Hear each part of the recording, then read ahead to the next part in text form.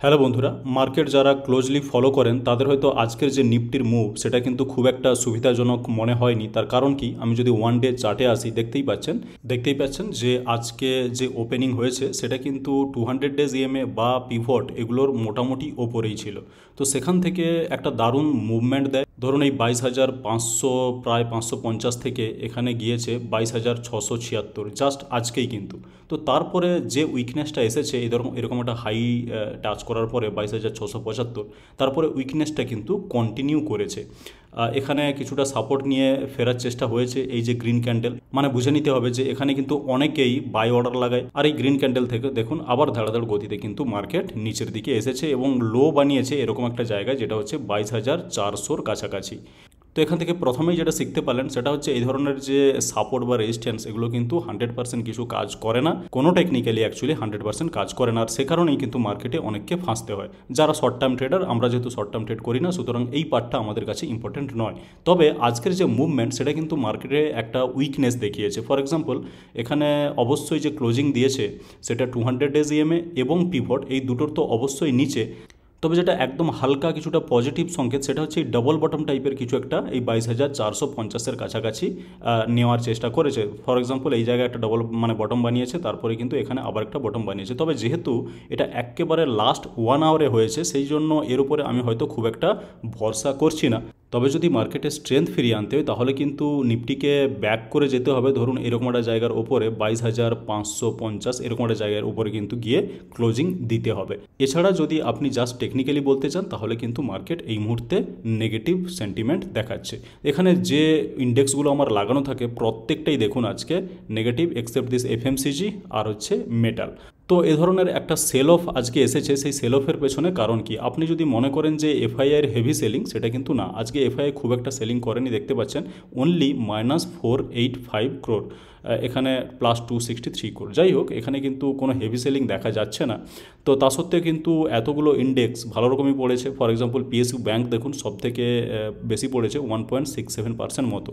তবে আসল ধসটা নেমেছে হচ্ছে স্মল ক্যাপ মিড ক্যাপে। এখানে স্মল ক্যাপ দেখুন প্রায় 2% মতো নেমেছে, আর মিড ক্যাপ কিন্তু অন অ্যান অ্যাভারেজ 1.5% বলতে পারেন। তো মেন যেটা ড্যামেজ হয়েছে সেটা কিন্তু এই মিড ক্যাপ এবং স্মল ক্যাপেই। তো মার্কেট কিছুদিন স্ট্রেংথ দেখানোর পরে আবার একটা ঝটকা দিল মনে হচ্ছে আজকে, আর এই ঝটকা কন্টিনিউ করবে কিনা সেটা আমরা একটু এই ভিডিওতে অ্যানালাইজ করে দেখে নেব। তো তার প্রথমে যেটা আমরা জানতে চাই সেটা হচ্ছে আজকে এই পতনের কারণ কি, হঠাৎ করে এই ঝটকা লাগার কারণ কি।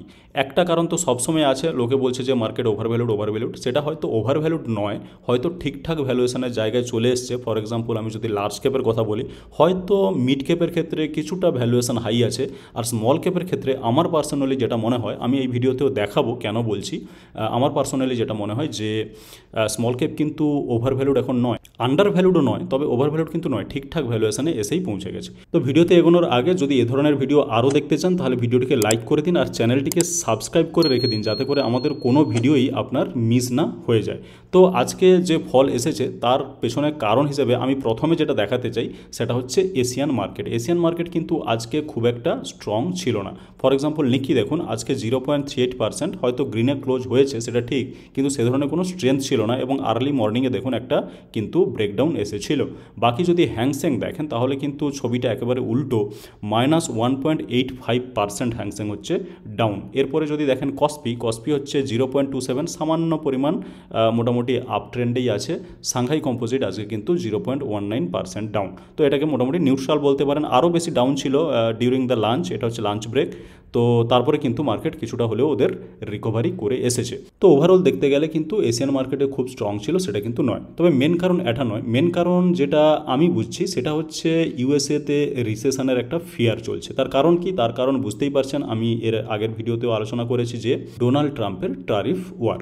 তো ডোনাল্ড ট্রাম্পের যে ট্যারিফ, সেই ট্যারিফ মার্কেটের সেন্টিমেন্টকে কেন নেগেটিভ করছে বা মার্কেটের সেন্টিমেন্টের সঙ্গে কিভাবে যুক্ত, সেটা নিয়ে কিছুক্ষণ আমরা কথা বলতে চাই, কারণ এখান থেকে একটা লার্নিং পাবেন। সেই লার্নিংটা কিন্তু আপনাদের সারা জীবনই কাজে লাগবে। দেখুন, একটা দেশ মানে ইউএস, তারা অন্যান্য দেশের উপরে ট্যারিফ লাগাচ্ছে। ট্যারিফ লাগানো মানে কি, তাদের দেশে যখন অন্য কোনো দেশ থেকে কোনো কিছু মাল ইম্পোর্ট হবে সেটা কিন্তু অনেক বেশি দামে ইম্পোর্ট করতে হবে। তাহলে কি হচ্ছে, তাহলে যেটা হচ্ছে সেটা হচ্ছে বাইরের দেশ বাইরের দেশ যারা, যেমন ইন্ডিয়া হতে পারে, সেটা কানাডা হতে পারে, মেক্সিকো হতে পারে, চায়না হতে পারে, তারা যে এক্সপোর্ট করতো ইউএসএতে, সেই এক্সপোর্টের পরিমাণ কমবে। কিন্তু এটাতে ইউএসএরই প্রবলেম। কীভাবে ইউএসএর প্রবলেম সেটা একটু বুঝিয়ে বলি। ধরুন কোনো একটা কাঁচামাল ইউএসএতে দরকার, যেটা অনেক কম পয়সাতে বা সস্তাতে কিন্তু চায়না বা ইন্ডিয়া থেকে তারা ইম্পোর্ট করতে পারতো। এখন ইম্পোর্টের উপরে যদি ট্যারিফ বেশি করে তাহলে কি হবে? তাহলে সেই জিনিসগুলো আর সস্তা দামে ইউএসএতে ঢুকতে পারবে না। সুতরাং ইউএসএতে ওই জিনিসগুলোর দাম কিন্তু বাড়বে। তাতে কি হলো? তাতে হচ্ছে ওখানে একটা ইনফ্লেশন বাড়বে। এটা হচ্ছে প্রথম নেগেটিভ পয়েন্ট। আর কোনো দেশই চাইবে না যে তাদের ইনফ্লেশন বাড়ুক। এবার ইনফ্লেশন বাড়লে কি হবে? সেখানে আরও অন্যান্য এফেক্ট আছে এর, যেমন ইন্টারেস্ট রেট, যেটা ফেডারেল ব্যাংকের, ওদের যেটা রিজার্ভ ব্যাংক বলতে পারেন, তো তারা আর ইন্টারেস্ট রেট মানে যেটা কমাতে পারবে না। আর যদি ইন্টারেস্ট রেট না কমায় তাহলে কিন্তু বিজনেসের উপরে প্রভাব পড়বে, কারণ বেশিরভাগ বিজনেসই কিন্তু লোন অ্যামাউন্টের উপরেই চলে। কেউ নিজের পকেট থেকে টাকা দিয়ে খুব একটা বড় বিজনেস করতে পারবে না।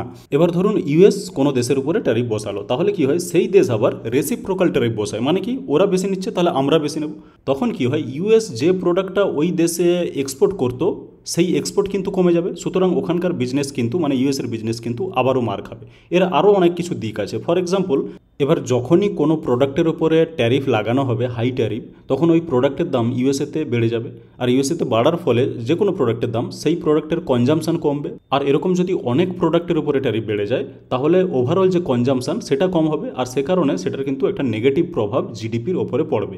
তো এবার বুঝতেই পারলেন যে ওই দেশের জিডিপির ওপরে একটা নেগেটিভ এফেক্ট পড়বে। তো সেই নেগেটিভ এফেক্টের ফলাফল কী হতে পারে? সেখান থেকে রিসেশন আসতে পারে। আমরা অনেক সময় রিসেশন মার্কেটে দেখেছি, এবং রিসেশন এলে কিন্তু মার্কেট পড়া থেকে কেউ বাঁচাতে পারবে না। এবার রিসেশনের ম্যাথমেটিক্যাল ডেফিনেশন কি? ম্যাথমেটিক্যাল ডেফিনেশন হচ্ছে এটাই, যে পরপর দুটো কোয়ার্টার, মানে দুটো কনজিকিউটিভ কোয়ার্টারে যদি জিডিপি কমতে থাকে। এবার যেহেতু ট্যারিফ বাড়ালে আমরা জানি যে জিডিপিটা কমতে থাকবে, আর সেই জিডিপি যদি পরপর দুটো কোয়ার্টারে কমে, ম্যাথমেটিক্যালি কিন্তু আপনি রিসেশনে পৌঁছে যাচ্ছেন। আর রিসেশন মানেই হচ্ছে একদম ইকোনমিক অ্যাক্টিভিটি কমে যাওয়া, এক্সপোর্ট কমে যাওয়া। এক্সপোর্ট কমার কারণে ম্যানুফ্যাকচারিং কম হবে। ম্যানুফ্যাকচারিং কম হলে কোম্পানিগুলোর ওপরে নেগেটিভ প্রভাব পড়বে। সেখান থেকে জব কাট হবে, জব থেকে মানুষকে বের করে দেওয়া হবে। তো এর মানে একদম মাল্টিপল এফেক্ট আছে। তো এগুলোই হচ্ছে সেই কারণ যেখান থেকে কিন্তু ইউএসএতে রিসেশন আসতে পারে, সেই রকম একটা ভয় করা হচ্ছে। আরেকটা জিনিস যেটা খুবই নেগেটিভ, আমি সেটা দেখাতে চাই। ফর এক্সাম্পল, এখানে দেখুন, Wall Street slams on US China economic fears, Nasdaq slips 2%। এটা হচ্ছে হেডলাইন। আর সামারিটা একটু পড়ুন। Wall Street's 3 main indices opened in the red, okay, with the tech heavy Nasdaq falling 2%, মানে ন্যাসড্যাক আজকে 2% পড়েছে, after Trump himself declined to rule out the risk of a US recession. Actually একটা ইন্টারভিউতে Trump নিজেই কিন্তু বলেছে যে হ্যাঁ, ইউএস রিসেশন আসতে পারে, আমি সেটাকে অ্যাভয়েড করতে নাও পারি। এবং যেটা বলা হয়েছে এখানে, যে তারা একটা বিগ গেম খেলছে, সেই বিগ গেম কিন্তু অনেকটা টাইম লাগবে। আর সে কারণে প্রথমটা কিন্তু এ ধরনের নেগেটিভ কিছু হতেও পারে। এখানে দেখুন, ফর এক্সাম্পল এই জায়গাটা পড়ুন, there is a period of transition because what we are doing is very big. We are bringing wealth back to America, he said, adding it takes a little time. মানে বুঝতে পারছেন যে প্রথমটা এরকম একটু নেগেটিভ হবে যদি আমরা ইউএসের ওয়েলথ ইউএসএতে ব্যাক করে আনতে চাই। তো এই ধরনের একটা কথা কিন্তু মার্কেটের যে সেন্টিমেন্ট সেটাকে কিন্তু নেগেটিভ করে দিয়েছে। আর সে কারণে আপনি যদি ডাও দেখেন, আজকে দেখুন, আমি জাস্ট রিলোড করছি, ডাও হচ্ছে প্রায় 1% মতো ডাউন।